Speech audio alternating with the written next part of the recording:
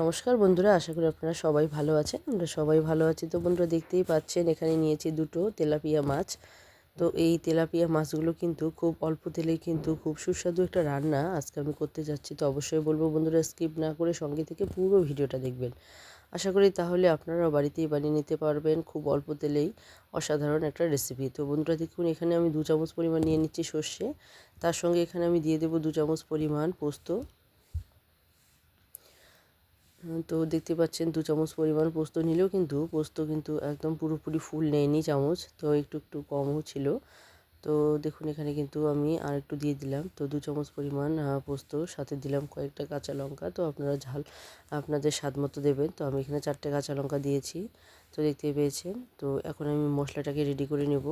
তো দেখুন এখানে সামান্য পরিমাণ দিয়েছি লবণ, এতে করে মানে শিল নোড়াতে বাটাটা কিন্তু খুব ভালো হয়। আর এদিকে দেখুন বন্ধুরা, কড়াইয়ের মধ্যে দিয়ে দিয়েছি সর্ষের তেল। আর এই তেলের মধ্যে দেখতে পাবেন আপনারা খুব মানে অল্প সময়ের মধ্যেই কীভাবে একটা সুস্বাদু রেসিপি তৈরি হয়ে যায়। তো দেখতে পাচ্ছেন এখানে প্রথমে একটা মাছ দিয়েছি। তো আমি কিন্তু সব মাছ একসঙ্গে ভাজবো না, তো এইভাবেই কিন্তু উল্টে পাল্টে নিয়ে একটুখানি জাস্ট ভেজে নেব আমি। তো দেখতে পাচ্ছেন বন্ধুরা, এভাবে প্রত্যেকবারই কিন্তু প্রত্যেকটা পিসকে আমি এভাবে একটু নেড়ে চেড়ে কিন্তু ভেজে নেব। আমি কিন্তু পুরোপুরি কড়া করে ভাজবো না, একটু হালকা করে ভেজে নেব। তো দেখুন এখানে কিন্তু উল্টে পাল্টে কিন্তু আমার এটা ভাজা হয়ে গেছে। তো এইভাবে এক এক করে সমস্ত মাছগুলোকে ভেজে নেব। তো দেখতে পাবেন এখানে কম তেলের মধ্যে খুব সুন্দর একটা অসাধারণ একটা রেসিপি তৈরি হয়ে যাবে। তো দেখুন এরপর আরেকটা পিস দিয়ে দিলাম। ঠিক একইভাবে উল্টে পাল্টে নিয়ে আমি কিন্তু এটা নামিয়ে নেব। তো আমি কিন্তু বেশিক্ষণ কড়া করে ভাজবো না। তো দেখতেই পাবেন আপনারা। তো দেখতে পাচ্ছেন এই মাছটাও কিন্তু হয়ে গেছে আমার। তো এখন আমি এটাকে নামিয়ে নেব। তো এভাবেই প্রত্যেকটা মাছ কিন্তু আমি ভেজে নেব। তো সমস্ত মাছ তো দেখানো সম্ভব না, অনেকটাই বড় হয়ে যাবে ভিডিও, যার জন্য কিন্তু আমি সমস্ত মাছটা দেখাইনি। কিন্তু এভাবেই সমস্ত মাছগুলো কিন্তু অল্প তেলের মধ্যে কিন্তু ভেজে নিয়েছি খুব সুন্দরভাবে। তো দেখুন এখানে মাছের মেথিটাও দিয়েছি। সেই মাছের মেথিটা কিন্তু একটু উল্টে পাল্টে ভেজে নিতে হবে। আর যে সাইড থেকে এভাবে তেলটা দিয়ে দিতে হবে, তাহলে কিন্তু ভেতরে খুব সুন্দরভাবে তেলটা যাবে আর কিন্তু ভেতরে কাঁচা ভাবটা থাকবে না। তো দু সাইডেই কিন্তু ভালো করে এভাবে মাথাটার মধ্যে তেলটা একটু দিতে হবে, যেহেতু অল্প তেলের মধ্যেই রান্না, যার জন্য কিন্তু এভাবে কিন্তু একটু উল্টে পাল্টে দিলেই কিন্তু খুব সুন্দরভাবে কিন্তু তেলগুলো ঢুকে যাবে আর খুব সুন্দরভাবে কিন্তু কাঁচা ভাবটা চলে যাবে। তো দেখতেই পাচ্ছেন এক্ষেত্রে কিন্তু আমি কখনোই মাছগুলোকে কড়া করে ভাজছি না, অল্প তেলের মধ্যে কিন্তু ভেজাই নেওয়া হয়ে গেছে। তো দেখুন এভাবে ভাজাতে কি হয়েছে, সমস্ত মাছগুলো কিন্তু আমার এই কম কম তেলের মধ্যে ভাজা হয়ে গেছে। আর দেখুন এখনও অবশিষ্ট তেল কিন্তু আমার আছে। তো এখানে কিন্তু আর কোনো রকমের তেল আমি এখন ব্যবহার করব না। এখানে আমি কয়েকটা কাঁচা লঙ্কা আর কিছু কালো জিরে দিয়েছি। তো দেখুন এখানে 4টে নতুন আলু আমি নিয়েছি আর একটা বড় বেগুন আমি নিয়েছি। তো আলু আর বেগুনগুলোকে ঠিক একই সাইজ করে কেটে নিয়েছি, আপনারা দেখতেই পাচ্ছেন।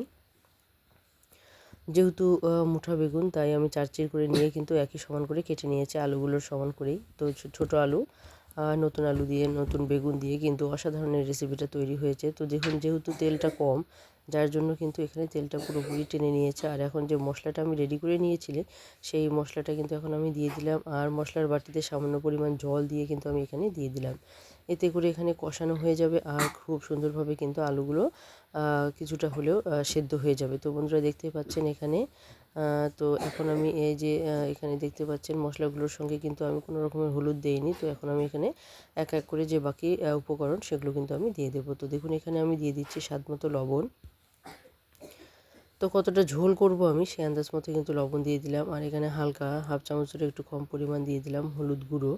আর এখানে কালারের জন্য হালকা আমি দিয়ে দেবো এখন একটুখানি কাশ্মীরি লঙ্কা গুঁড়ো। তো আপনারা কাশ্মীরি লঙ্কা গুঁড়ো অপশন দিলেও দিতে পারেন, না দিলেও মানে না দিলেও হবে, কিন্তু আমার মনে হয় একটু দিলে পরে কালারটা খুব সুন্দর আসবে, যার জন্য কিন্তু এখানে আমি একটুখানি কাশ্মীরি লঙ্কা গুঁড়ো কিন্তু দিয়েছি।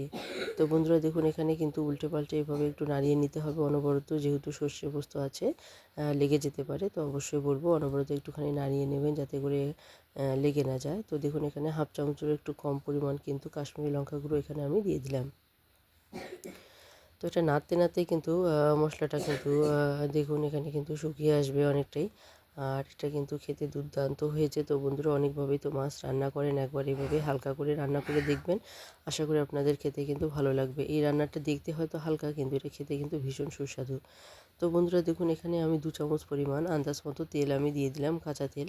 তো দেখুন যেহেতু আমি এখানটা ভাজার সময় কিন্তু তেল দেইনি, যার জন্য কিন্তু এখন কিন্তু 2 চামচ পরিমাণ তেল দিয়েছি। এতে করে কিন্তু কালারটা খুব সুন্দর আসবে আর কিন্তু একটা সুন্দর ঘ্রাণও আসবে। তো বন্ধুরা দেখুন এখানে কিন্তু ততক্ষণে কিন্তু দেখুন এখানে কিন্তু কষানো হয়ে গেছে আর পুরোপুরি কিন্তু জলটাও শুকিয়ে গেছে। তো দেখুন এই অবস্থায় কিন্তু এখানে দিয়ে দিতে হবে গরম জল। তো দেখতেই পাচ্ছেন এখানে কিন্তু কষানো হয়ে গেছে আর তেলও ছাড়তে শুরু করে দিয়েছে। যখন দেখবেন এরকম করে তেল ছাড়তে শুরু করে দেবে, ঠিক সেই সময় কিন্তু দিয়ে দিতে হবে গরম জল। তো আপনারা যেরকম লবণ দিয়েছেন সেই আন্দাজ মতো দিয়ে দিবেন জল। তো অবশ্যই গরম জল হলে কিন্তু সেটা ভালো হয়। তো বন্ধুরা দেখতেই পাচ্ছেন এখানে কত মানে কম সময়ের মধ্যেই আর কম তেলের মধ্যেই কিন্তু রান্নাটা খুব সুন্দরভাবে কিন্তু হয়ে গেল। তো 2 চামচ তেল কিন্তু আমি পরে দিয়েছি, কিন্তু এই 2 চামচ তেলটা হয়তো বা শুরুতে যদি দিয়ে দিতাম তাহলে হয়তো এতটা সুন্দর কালার আসতো না। যেহেতু আমি পরে দিয়েছি যার জন্য কিন্তু কালারটা কিন্তু অসাধারণ হয়েছে। তো দেখতে পাচ্ছেন বন্ধুরা এখানে কালারটা কিন্তু অসাধারণ হয়েছে আর এখন টকবক করে ফুটতে শুরু করে দিয়েছে। যেহেতু গরম জল খুব সহজে কিন্তু তাড়াতাড়ি ঝোলের জলটাও কিন্তু গরম হয়ে যায়। তো বন্ধুরা দেখতেই পাচ্ছেন এভাবে কিন্তু জলটাকে আরেকটু আমি জাল করে নেব। তো দেখতে পাচ্ছেন এখানে কিন্তু যে বেশিক্ষণ আমি জলটাকে জাল করব না, তার আগে কিন্তু আমি মাছটা দিয়ে দিয়েছি, কারণ যেহেতু মাছটাকে আমি হালকা ভেজে নিয়েছি যার জন্য কিন্তু মাছটা আমি আগেই দিয়ে দিলাম যাতে করে মাছটা খুব সুন্দরভাবে সেদ্ধ হয়ে যায়। তো এখন আমি এখানে 5 মিনিটের মতো মিডিয়াম আঁচে কিন্তু এটাকে জাল করে নেব। এতে করে খুব সুন্দরভাবে মাছগুলো সেদ্ধ হয়ে যাবে আর খুব সুন্দরভাবে কিন্তু মাছের যে আছে জলটাও শুকিয়ে যাবে আর খুব সুন্দরভাবে আলুগুলো কিন্তু সেদ্ধ হয়ে যাবে। তো দেখতেই পেলেন বন্ধুরা কত সহজে কম সময়ের মধ্যেই কিন্তু এই রান্নাটা হয়ে গেল।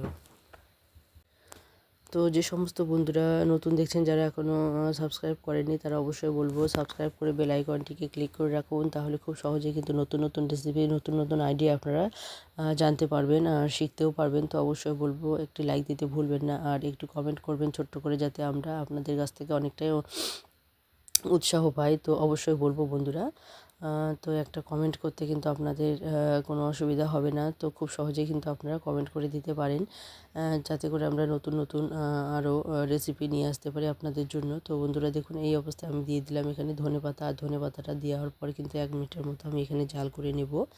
তো দেখতে পাচ্ছেন বন্ধুরা এখানে কিন্তু ঝোলের জলটা অনেকটাই শুকিয়ে এসেছে আর যেহেতু মিডিয়াম আছে জাল করছি, তো দেখুন এখানে তেল কিন্তু কিনারের মধ্যে জমে গেছে আর দেখতেও কিন্তু অসাধারণ হয়েছে। এখন একটু পাতলা পাতলা মনে হলেও ঝোলটা যখন এটা নামিয়ে নেব ঠিক কিন্তু এটা গাঢ়া হয়ে যাবে, যেহেতু এখানে সর্ষে পোস্ত দিয়ে রান্না। তো এই ঝোলটা কিন্তু এতটা পাতলা থাকবে না, এটা নামিয়ে নেওয়ার পর কিন্তু একদম জমে যাবে আর এটা খুব সুন্দর একটা ঘনত্ব হবে। তো অবশ্যই বলবো বন্ধুরা, এভাবে যারা এখনও মাছ রান্না করেননি কখনও, তারা অবশ্যই একবার ট্রাই করে দেখুন, আশা করি আপনাদের ভালো লাগবে। তো এই ধরনের মাছ যদি আপনারা রান্না করেন তাহলে এক থালা ভাত কিন্তু অনায়াসে খেয়ে নিতে পারবেন, কোনো রকম আর তরকারির রেসিপির কোনো প্রয়োজন হবে না। তো দেখুন কালারটা কতটা লোভনীয় হয়েছে, দেখেই বুঝতে পারছেন আপনারা। তো এখানে কিন্তু এখন নামিয়ে নেওয়ার পর কিন্তু এই ঝোলটা যে আছে অনেকটাই কিন্তু গ্রেভি হয়ে গেছে, দেখেই বোঝা যাচ্ছে। আর এটা কিন্তু খেতেও ভীষণ সুস্বাদু হয়েছিল। তো অবশ্যই বলবো একবার ট্রাই করে দেখবেন। আর নতুন এবং পুরনো বন্ধুরা যারা শুরু থেকে শেষ অবধি সঙ্গে আছেন সবাইকে অসংখ্য অসংখ্য ধন্যবাদ। তো আজকে এখানেই শেষ করে দিচ্ছি, আবারও চলে আসবো নতুন কোনো রেসিপি নিয়ে। ততক্ষণ অবধি সবাই ভালো থাকবেন, সুস্থ থাকবেন। Tata, bye bye.